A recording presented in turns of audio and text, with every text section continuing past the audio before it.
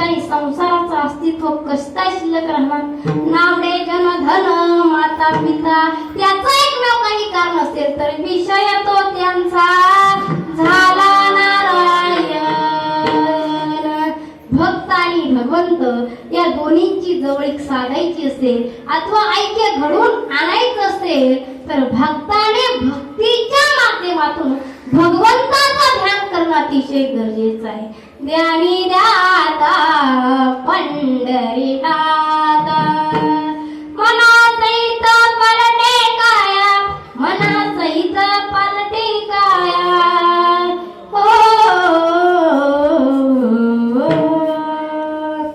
तेथे बोला कैची उरी. ध्यानी दाता पंढरीनाथा मनासहित पालटे काया तेथे बोला कैची उरी. माझे मी पण झाला हरी चित्त चैतन्य पडता मिठी दिसे अवघी हरिरूप सृष्टी.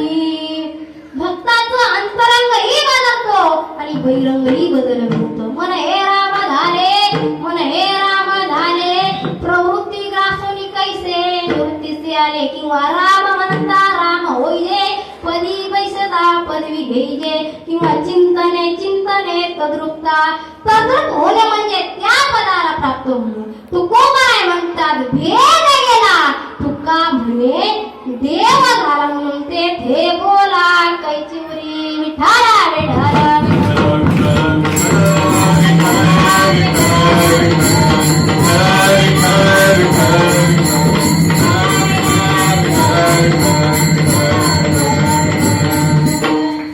तेथे बोला कैची उरी माझे मी पण झाला री. ध्यान करणाऱ्या भेट्या पुरुषाचं मनही बदलतं आणि शरीरही हरिरूप होतं.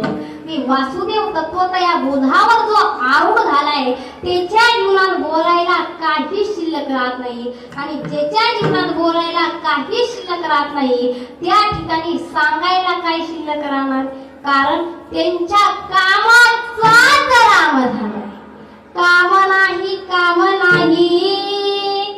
झालो पायी रिकामा.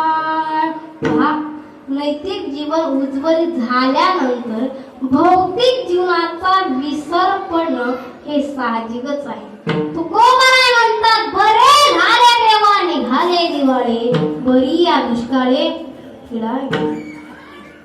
या संसाराच्या निवाऱ्याचं दुःख माझ्या परमार्थाच्या सुखाला कारणीभूत ठरलं. दिवाळ निघालं तेही बरं झालं दुष्काळ पडला तेही बरं झालं. घरातलं अन्न पूर्ण नाही आणि नवीन घरात आलं नाही त्यामुळे अन्न करता स्त्री गेली तेही बरं झाली. दुसरी बायको करता आली दुसरी बायको केली ती जिजाबाई भेटली. तिने कर्क करायला सुरुवात केली तेही बरं झालं. कर्कर केली म्हणून भंडाऱ्या डोंगरावर गेलो. भंडाऱ्या डोंगरावर गेलो भंगाचा गाता झाला. अभंगाचा गाता झाला म्हणून तुकोबारायचा अभंग आजच्या कीर्तनाला घेता आला नाहीतर मला अभंग घेण्यासाठी दाडा कोणत्याक जायला असतो. तोही जिवंत. मला सांगायचंय काय नैतिक जीवन झाल्यानंतर उज्ज्वल झाल्यानंतर भौतिक जीवनाचा विसर पडणं हे साहजिकच आहे. या बाबतीत सोयराबाई आणि चोखोबारायांचा संवाद चालू आहे. सोयराबाई म्हणते आहो माझे 9 महिने 9 दिवस पूर्ण झाले. बाळंतपण म्हणजे पुनर्जन्म तुम्हाला त्याची काहीच काळजी वाटत नाही. त्या प्रसंगाला चोखोबाराय म्हणतात मला त्याची काळजी आहे ना मी त्याला कधीच विसरणार नाही. तेव्हा सोयराबाई म्हणते ते नका सांगू पहिल्यांदा बहिणीच्या